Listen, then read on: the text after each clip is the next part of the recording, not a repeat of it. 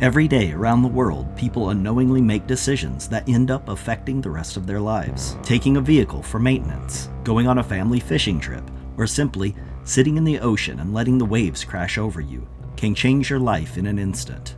This video tells 3 stories where people made seemingly insignificant decisions that put them in life or death situations.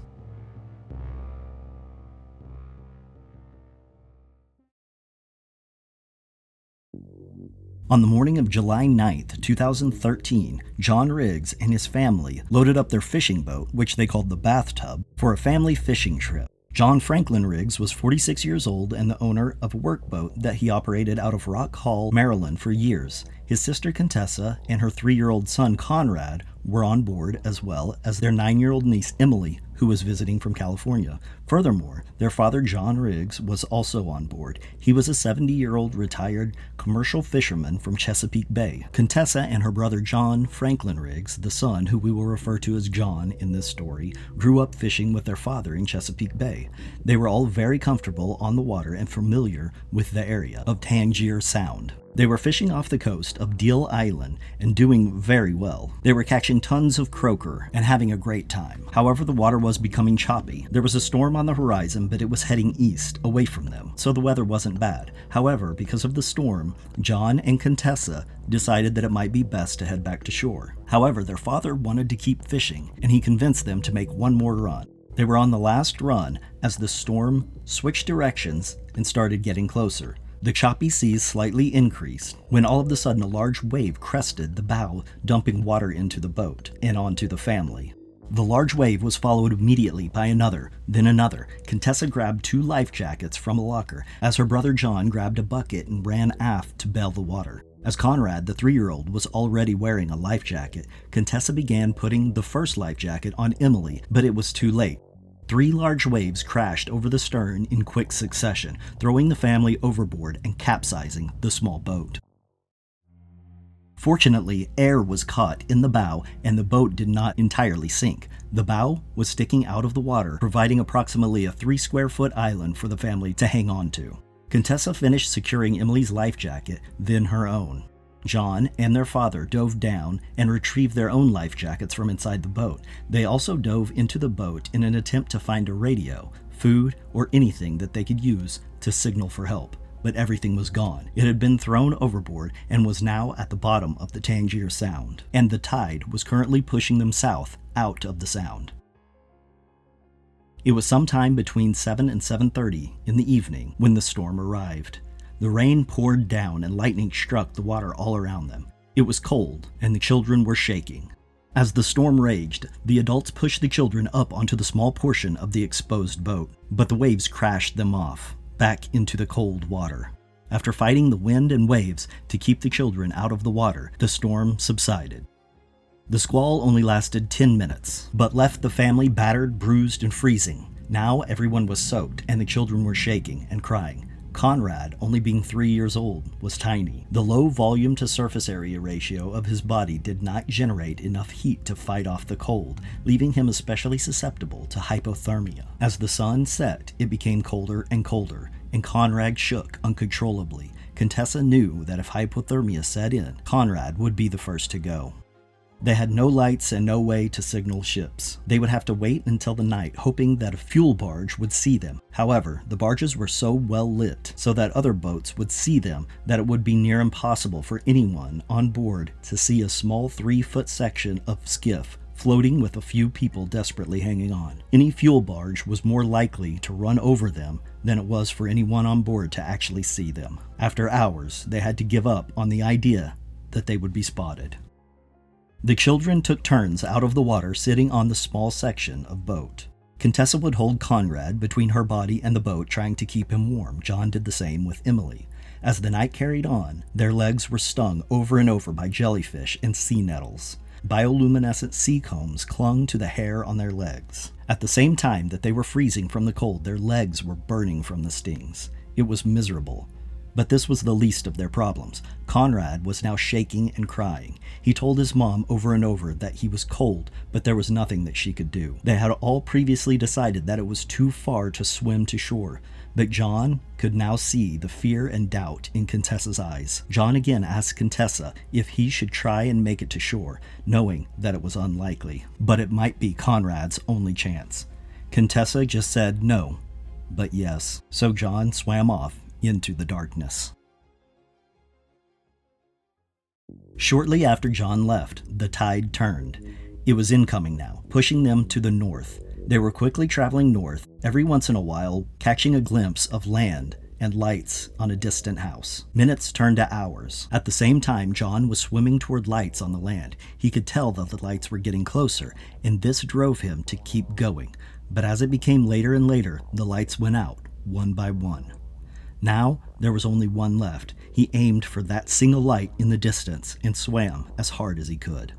It was now 1 o'clock in the morning. 6 hours had passed since the boat capsized, and the family was in bad shape. Contessa was at her lowest point. John had been gone for over 4 hours now, and she believed that the tide had swept him further out, away from the shore, and he may even have drowned. She thought to herself that her dad was going to drift off and float away, then her son was going to die in her arms. Her and Emily would be all that was left, but she would have to wait mourning the loss of her child. She had to stay strong for Emily if anyone was going to get out of this. John's arms felt like anchors. He was cold and struggling in the darkness and didn't know where he was. He stopped to rest, feeling the pain from the sea nettles stinging his legs. He just let his body go limp, hanging from his life jacket, when his toe felt sand. He put his foot down. He had made it. The house's lights were still on. John staggered up onto the beach, then up to the house, completely exhausted. Out on the water, Contessa found ways to keep everyone positive, even though she had her doubts. As the waves crashed over them and the jellyfish stung their legs, she encouraged them. She told them that when they got back, they would eat a bunch of ice cream and watch movies. This encouraged the kids, keeping them positive. It had been 8 hours since the boat capsized, and they were miserable, but then they saw lights on the horizon. It was a helicopter and boats racing toward them. They screamed and waved as the helicopter circled above them. The helicopter's lights flashed 3 times, indicating that they had been found. A rescue boat pulled up next to them, then another one with John, and they motored back to shore together. Everyone was checked out. Connor was slightly hypothermic, but everyone was fine. They had drifted over 6 miles to the north. John later said, "Leaving the boat was a dumb thing to do. I did it knowing the consequences of not doing it. It was just something I had to do." This is Rob Conrad. He played fullback for the Miami Dolphins from 1999 to 2004. He was known for his toughness, both physically and mentally. But nothing in his life would prepare him for the battle he faced on January 7th, 2015.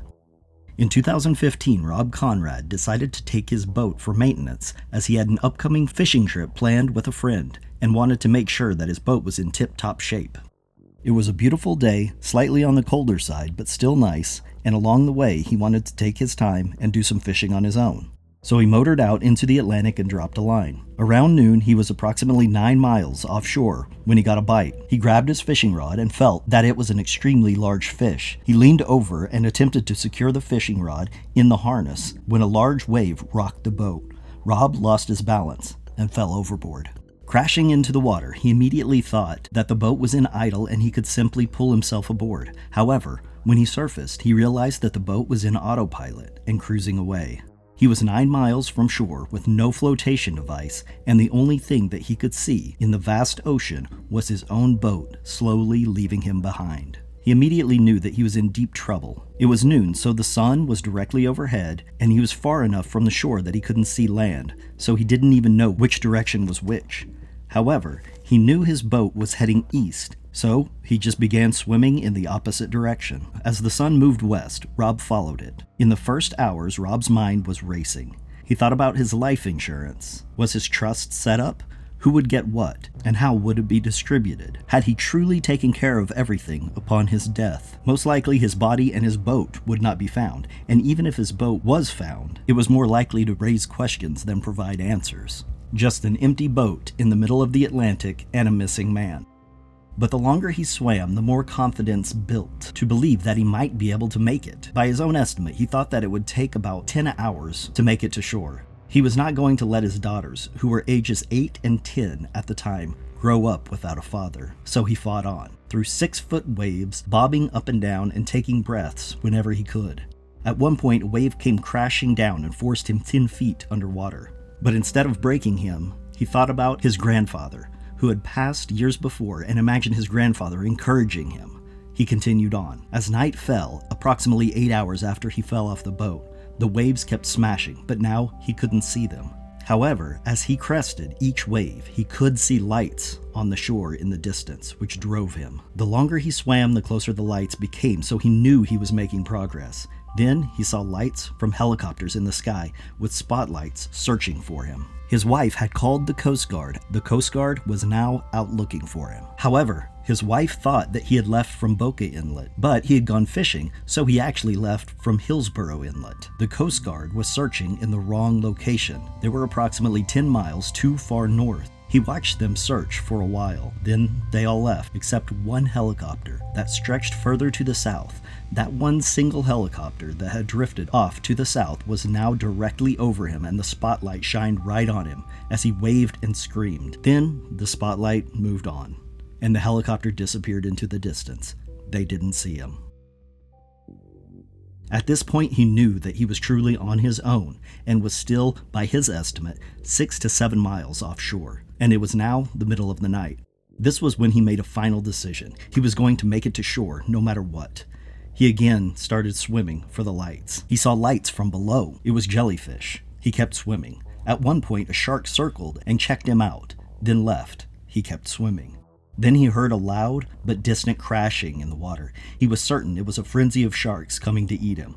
But he heard it again, then again, and realized the sound was waves crashing on the sand. He had made it. He pulled himself up onto the sand, with houses just above him, and immediately realized that he wasn't finished yet. He stood up on the beach, and the 40-degree air stung his body. He was hypothermic, and he had rhabdomyolysis.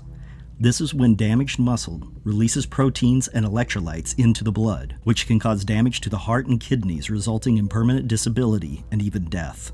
The muscle tissue is typically damaged from a direct traumatic injury. In this case, Rob's muscles were severely damaged from non-stop swimming for 16 straight hours. He couldn't walk. He crawled into a pipe and pulled his legs up to his chest and wrapped up, trying to warm himself. After approximately 10 minutes, he had rested and slightly warmed up his body enough to continue. He exited the pipe and found a security guard manning a gate. In only his underwear, completely soaked and freezing, he asked the security guard for help, who immediately called the police. He went to the hospital and eventually fully recovered from his injuries. In total, he swam an estimated 27 miles in a total of 16 hours. In the summer of 2018, Kirk Spataro took his son and a few family friends on a vacation to Valdosta, Georgia. While on vacation, they decided to spend a day at East Beach on St. Simons Island. Their plan was to stop by and enjoy the beach for a couple of hours and have dinner. Kirk began grilling burgers while the others played on the beach. Kirk's 19-year-old son, Blake, walked out into the water and just sat down, letting the waves crash over him. Kirk finished cooking the burgers and yelled for everyone to return for dinner, and everyone did, except Blake. Thinking that he would find Blake strolling along the beach or wading in the water, Kirk strolled the shoreline. He walked in one direction, then the other, calling for his son, but Blake was nowhere to be found. When Blake didn't turn up, his father began to panic, running up and down the beach, calling out for his son and asking people if anyone had seen him. It was now dark and he couldn't see out over the water. He called 911. Back in their hometown of Bossier, Louisiana, Blake's mother, Janice, posted on social media, "Please, I am asking for your prayers for my 19-year-old son who took a walk down the beach in Brunswick, Georgia, and never came back with the rest of the kids. He has been missing for about 3 hours." The Coast Guard was searching in the water while the police and Blake's father searched on land. They searched for hours into the night with absolutely no sign of Blake. He had simply disappeared. Earlier that evening, at approximately 8 o'clock, while Blake was on a walk with his friends, Blake Spataro decided to separate from the other kids. He walked down to the water and sat down in the shallows as the waves came crashing over him. It was a beautiful, warm evening, and Blake was enjoying the cool water when a large wave crashed over him, throwing him off balance and sucking him out into deeper waters. As he was sucked under, he was not concerned, thinking that he would simply stand up and walk back to shore. However, he was not able to immediately stand, and by the time he got his head above water, he was out much farther than he expected, and he couldn't touch. He was caught in a riptide, but he didn't know it, and he made a terrible mistake. Instead of turning and swimming parallel to the beach to escape the riptide, he tried to swim to shore directly against the raging current. It was impossible. The harder he swam, the further he was pushed out to sea. And the harder he swam, the more energy he wasted fighting the unrelenting tide. Before long, he was exhausted and defeated. There was no way that he could swim back to the beach. He turned over onto his back and floated, resting. He decided that he needed to conserve as much energy as possible, as he may need to swim again. As he floated on his back, he could see the helicopters flying around, searching for him. Every once in a while, one would come close and he would scream and wave his arms, to no avail. The helicopters would pass by without seeing him. Every time a helicopter approached, his hope would skyrocket. Then, they wouldn't see him and the hope would be lost. But he stayed positive for hours and hours, just trying to conserve energy and stay afloat. The next morning, as the sun rose, optimism was fading. The Coast Guard had been searching all night, and they were ready to change the rescue mission to a recovery mission. It had been 10 hours now, and from their experience, people just didn't last that long. But Blake was still out there, floating along on his back as he had done for the last 10 straight hours. When he looked around and noticed that the current had brought him closer to shore, he turned to give swimming another try when he realized that not only could he swim back to shore, but he was in a very shallow inlet and could actually touch. He simply stood up and walked onto the Ocean Forest Golf Club and asked for help. Blake simply got lucky that the tide had pushed him back to shore. This story could have ended very differently, and for many it does. There are over 100 deaths each year in the United States alone due to swimmers being caught in rip currents. 80% of all beach rescues are due to rip currents. This is True Mysteries. Please like, leave comments, and subscribe. Thanks for watching.